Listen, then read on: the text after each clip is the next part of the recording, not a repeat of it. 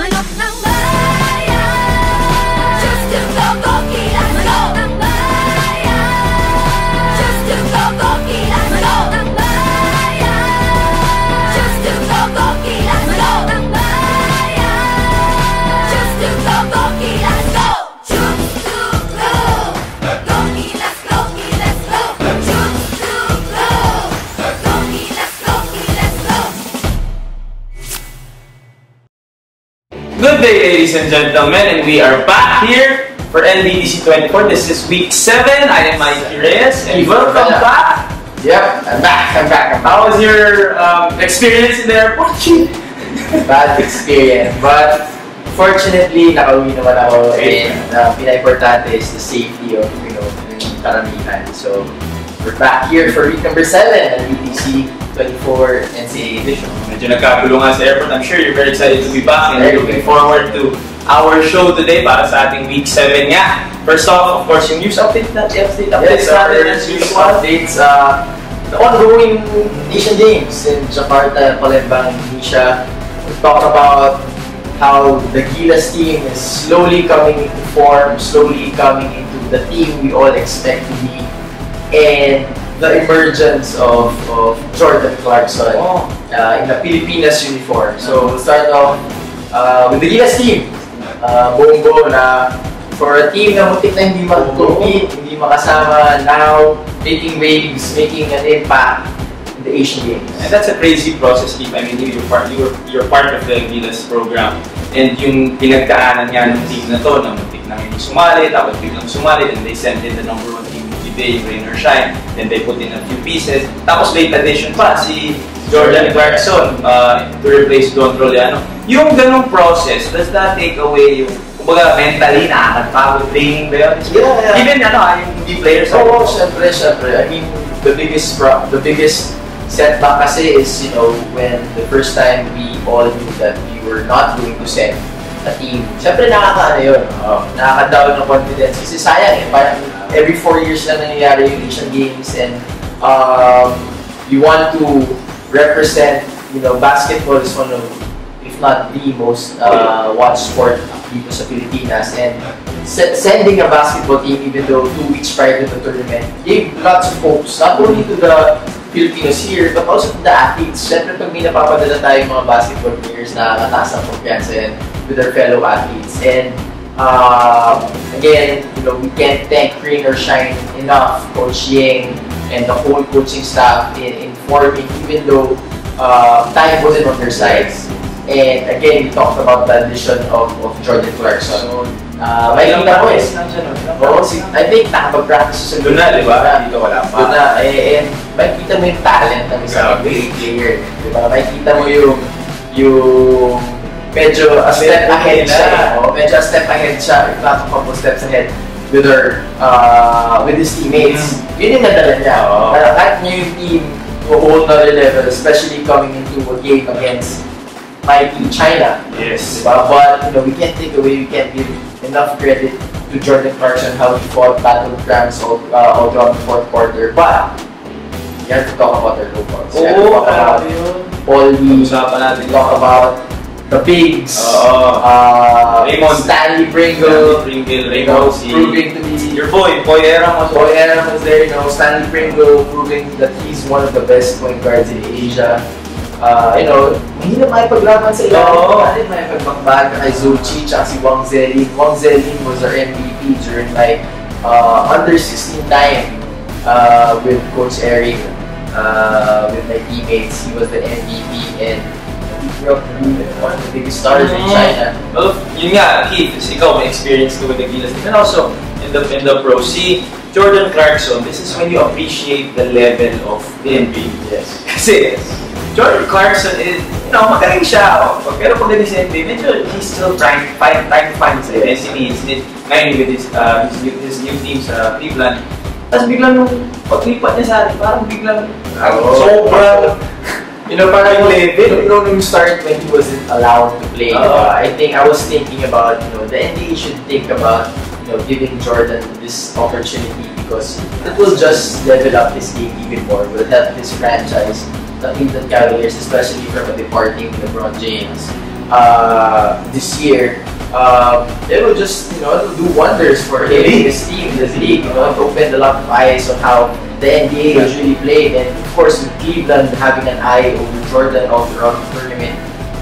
Napapublish din yung Pilipinas. Lumalabas tayo sa Instagram account ng Cleveland, lumalabas tayo sa sites sa NBA, which is very good for our country, not only for Jordan, but our talents are getting more noticed. Our talents opens a lot of doors and opportunities for a lot of players, upcoming players na gusto mong sumubok sa NBA. And a lot of NBA players, past and present, talagang nagpakilala sa international stages. Yes, Ginobili, Parker, madami. So, the NBA is not the only way to get those. So, we're very fortunate to finally have an active NBA player play for our national team, and Coach Cheng is very, very happy because of that. At syempre, makanulo pa natin, tutuloy pa natin yan. A lot more games ahead. Very, very exciting times ahead for the Gilas team sa Asian Games. Pero we move on over to our new segment. First time mong new segment na to, Kit. So, sige, ito yung pag-uusapan natin. One player from the high school level. Papakilala natin, sasabihin niya yung interests niya, kung ano yung mga pinag-aakabalan niya. Ito ang ating player profile. So, sige, since first time mo, ikaw ang mag-introduce sa ating player profile. So, this is our Week 7 NCAA Edition Weekly Profile. This is David Alfonso, and this is NBTC24 Player Profiles. I'm David Alfonso, I'm 18 years old, 6'4", I'm playing for National University. My favorite player is LeBron James, but I'm a very big Kobe fan. Favorite team is the Lakers, and my favorite move is the fadeaway. My experience with Batang Gilas was really really brought honor to my name and to my family, and also to my school.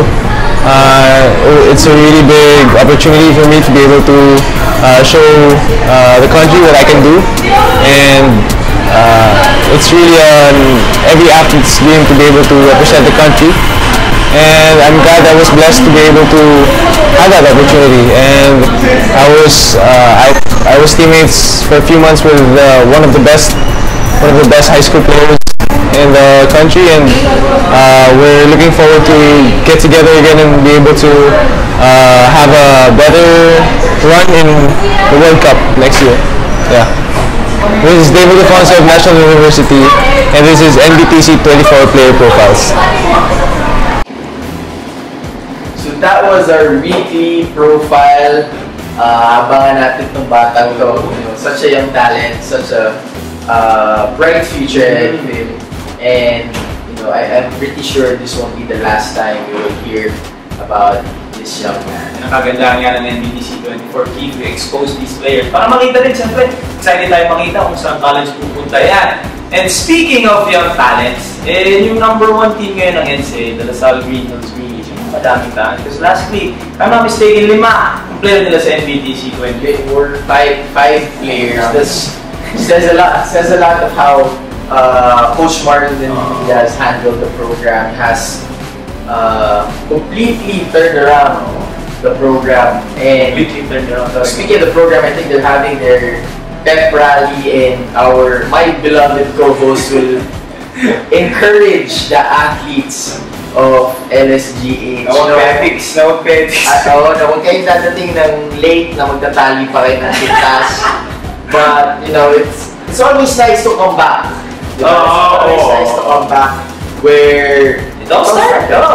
And then for me, basketball started when I played in LSGH, then I played SBP under Hubert De Los Santos, Mikee Reyes, those players na I grew up and until now maintain the good friendship. Those are the memories that will last. Kaya talagang hanggang ngayon, may nasa lista pa rin tayo. Kaya medyo nakilala tayo, ikaw sa blue and white, ako naman sa maroon. And ano bang sasabihin mo sa kanila? Actually, excited ako kasi sabi ko kay Coach Mark, may game ako tonight against Mandaluyong, against Ray Park. So, usually pag game day, hindi na ako masyadong take part sa game. But then, parang it's an opportunity to connect with these kids. Na parang, for me, if I can just motivate or touch one of them out of 5,000 students, okay na productive na yung araw. So, I'm really excited to share the experiences ko sa LaSalle Green Hills because, high school is such an important part of your life. It's grow up. Yeah, it's when you're gonna like yung mamomold ka to the person you would become. My experience natin brought us to the people and women we are right now. Kumbaga college, yun na lang yung next step na parang dito medyo mas mas nagiging mature. Pero high school talaga yung nagagaling. Yeah, I would agree on that. And being part of the LaSalle Green Hills program and high school, talagang malaking bagay yung sa akin growing up. Ikaw naman sa Ateneo, pero yung pagkalasalista mo, hindi pa rin, syempre, hindi mawawala yun. And even until now, I try to work out every now and then. Doon, di ba? Sa gym where I started playing basketball. It's always a surreal feeling, going full circle. Ngayon nasa PBA na ako, ikaw nasa MPBL ka. And yet, every time we come back to the place where we feel like made us the players we are right now, it's a different feeling. So good luck and hopefully you'll be able to inspire. I'm sure you will, not only the athletes but a lot of aspiring students who want to be athletes in the future, not only in basketball, di ba? Yan naman importante, beyond our success as players, the lives that we touch all throughout our careers are the things that matter the most. It's more than winning championships. Naman. It's always the journey that matters and the destination doon na yan sa dulo, pero yung journey papunta doon yun ang pinaka-important. And I'm also excited to see the teachers also, yung mga teachers ko dati. Pero yun nga, sana lahat ng high school players natin nakikinig ngayon, cherish these moments na meron ka and the experiences. And of course, galingan nyo din kasi nga, ating weekly reveal, nag-iiba-iba every week. Sa mga players not only from CSP, SGH. Letran, meron na, finally. So sabi ko nga si Glenn, I'm sure masaya. I'm sure meron na. Proud to see Paring Gento din natin dyan. And the Squire finally made it out sa NBTC24 natin. But, with LSGH being the #1 team, I'm sure kung hindi lang madadagdagan yung 5 players from last week, nandun pa rin yung 5 yun. But everybody else is playing catch up with the #1 team in the standings right now. But it's a long season. It's a long season, and there are a lot of upcoming players upping their game a notch.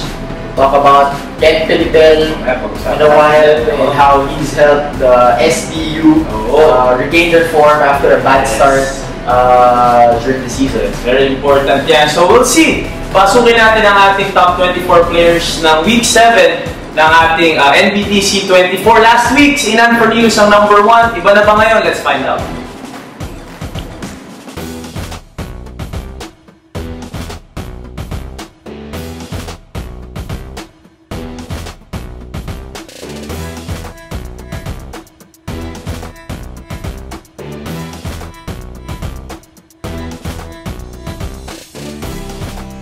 And those were our top 24 high school players at the NCAA edition ng NBTC24 for Week 7. At medyo kalagitnaan na tayo ng show, Keith, at medyo kailangan natin ng kape. So thank you to Rebel for our mugs and of course the apparel. Shout out. At yun nga. Yes, hydrated. Naman. Keeping us awake. So yun nga, yung ating top 24, di ba na sa tingin mo?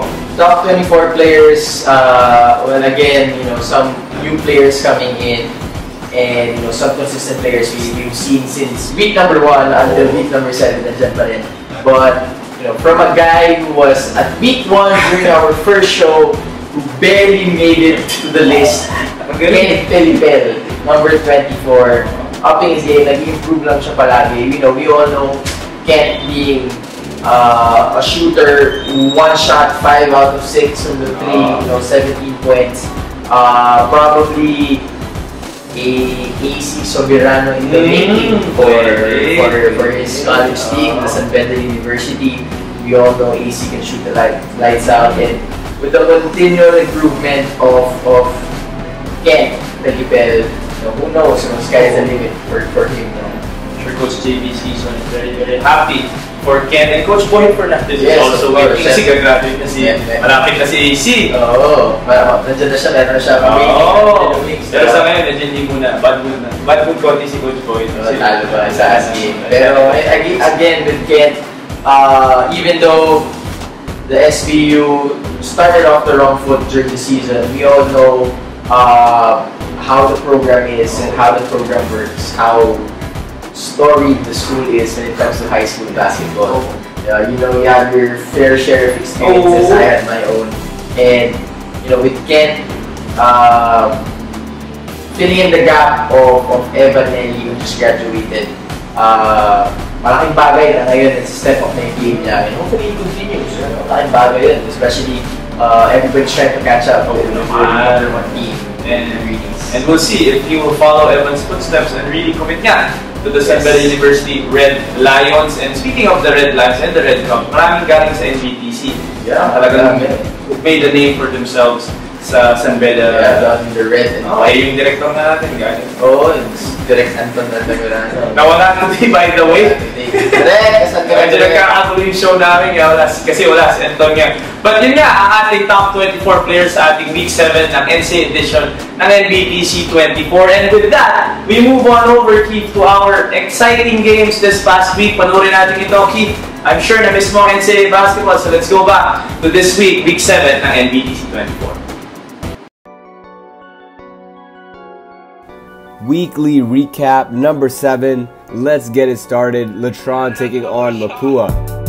Close game so far. Check out Clint Escamis hang time layup. Showtime right there. Mantok answers a couple possessions later with a bank shot. Why not for Latron?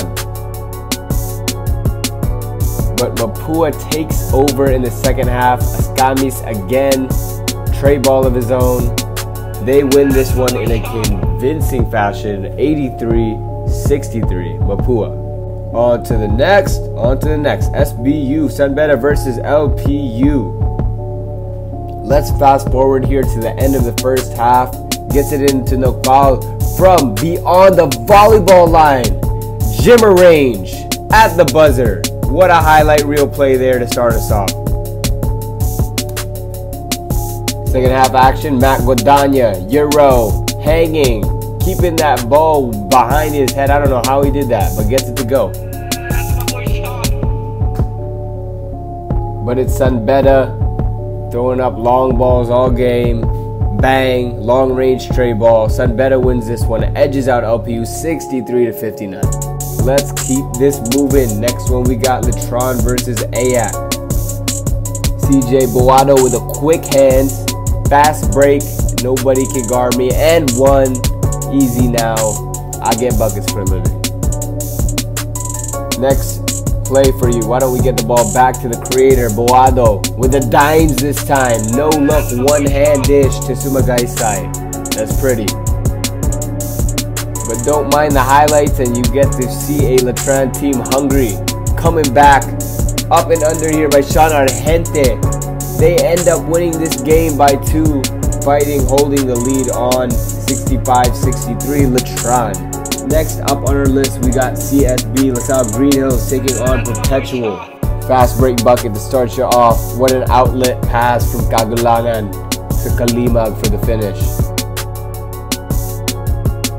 Defense to offense, always the best plays. Gimme that, get that out of here. Push in the break again. Another fast break bucket, pull-up game. Bang, good by David. Herb's trying to hang on in the fourth. Look at this, Galoy with a body contact hanging, finishing there. But it wasn't enough. CSB comes out on top victorious. Final score 89-83. Here now we got Arliano versus San Beda. AU trying to get going in the first quarter. Transition, rhythm, jumper, 3-ball, good. San Beda now. You know what they say, teamwork makes the dream work. Extra passes. Leads to an easy one under the rim. Believe me when I say Beda was dominating this one as the game progressed. A long one from behind the screen. San Beda seals the deal in this one. Final score, man, a lot to a little, 95-68. And those were the games, Keith, this past week. Very, very exciting. Exciting games, you know. Players stepping up halfway through the season. Everybody, nakita na natin yung form ng team nila. Not only individual players, but you know, you can see the team is really gelling now. Nasa gitna na. Oo, palagitnaan eh. So, condition na yung mga players both mentally and physically. So, a lot of convincing wins and a lot of close calls. dito sa week 7 natin. So, Keith, welcome back. Welcome back show. Kumusta naman? Thanks for having me again. I missed the set. I missed this set. And before tayo pumunta doon, may mas exciting pa bukod sa pagbabalik ko eh. Yung favorite nating part ng show. Ay, oo. Oo nga pala. Favorite part ng show natin. At ikaw lagi maging... Kasi wala tayong guest. Wala tayong guest. So, ikaw na ulit maging favorite mo yun eh. Our favorite part of the show. Our weekly top 5 plays. And look no further, we got the top 5 plays of week number 7. Let's get it. He's number 9 from Letran, off a steal, hanging in the air, layup package, lay me, what a bucket there, and one serve, extending there for that finish. That's Mr. Argente, everybody.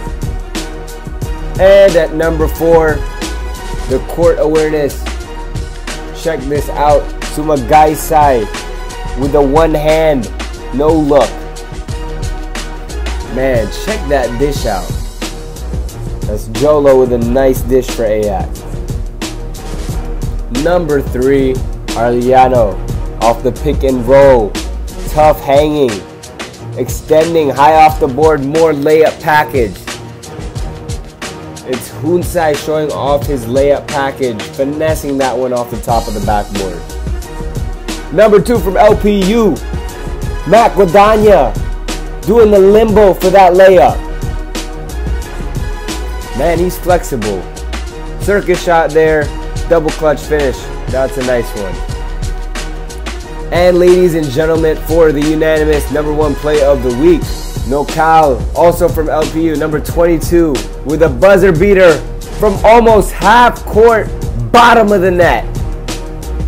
Man, you must feel good after that one. Look how deep he takes this one from. What a shot, what a buzzer beater, what a way to end out week number 7 of your top 5 plays of the week.